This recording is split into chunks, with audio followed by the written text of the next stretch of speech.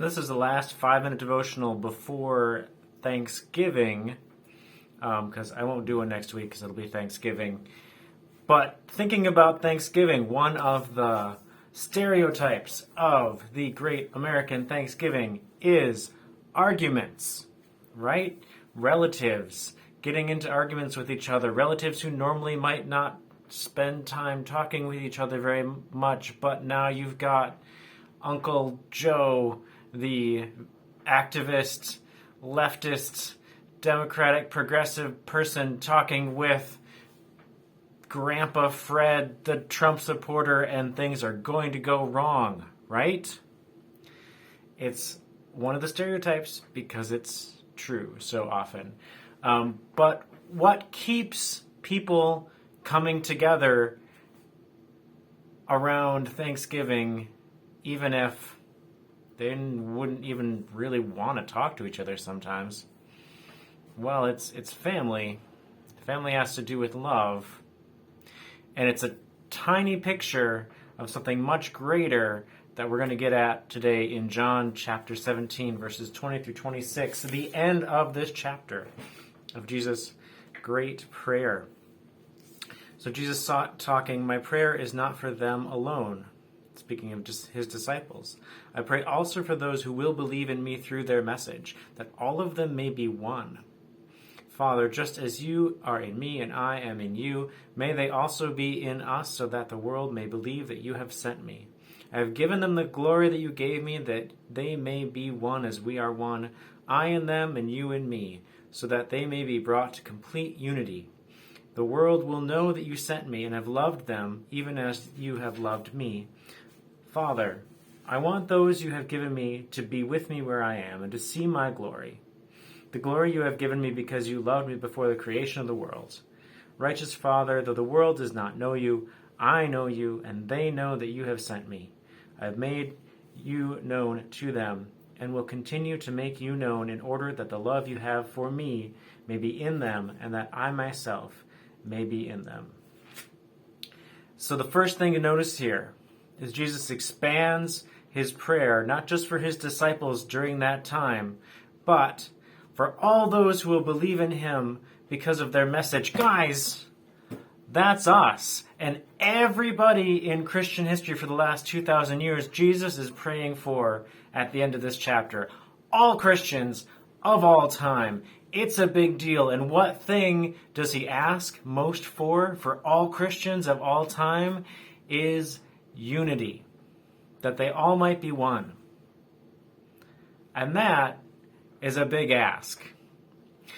You may have noticed that in the Christian world, it's much like the Thanksgiving dinner table.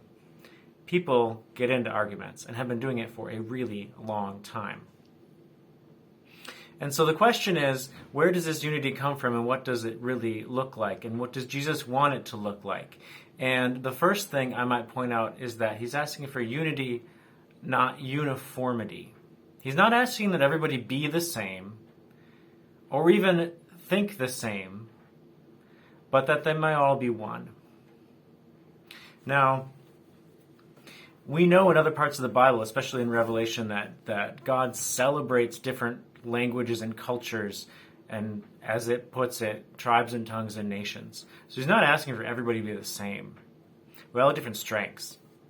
He wants us to be one. So how the heck could that happen when we know how divided we are about a lot of things? Well, as I kind of mentioned in the beginning, it might have to do with love.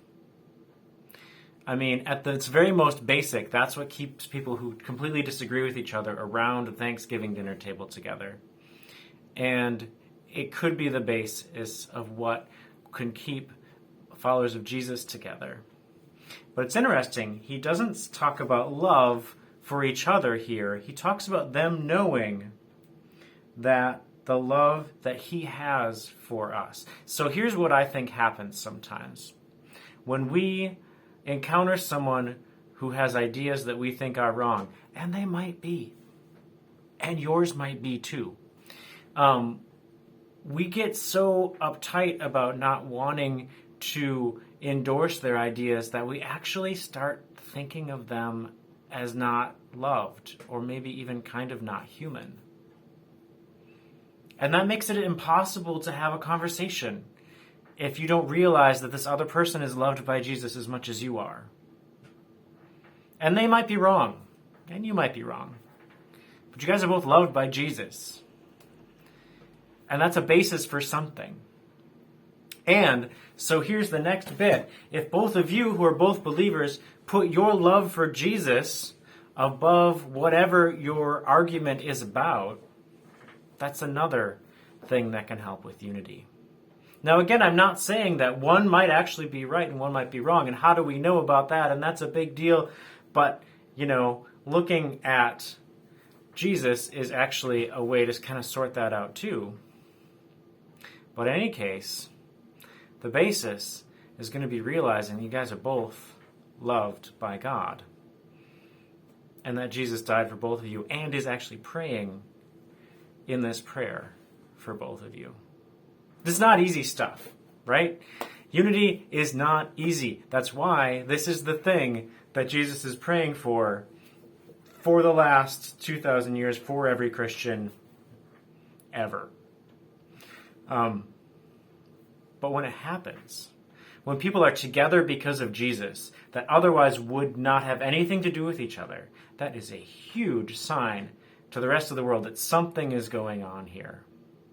That there's something out of this world unexplainable when people who are not like each other love each other in the name of Jesus. And that is what Jesus is praying for here. And it's beautiful when you see it. And I think we see it sometimes, and that we would see it more and more.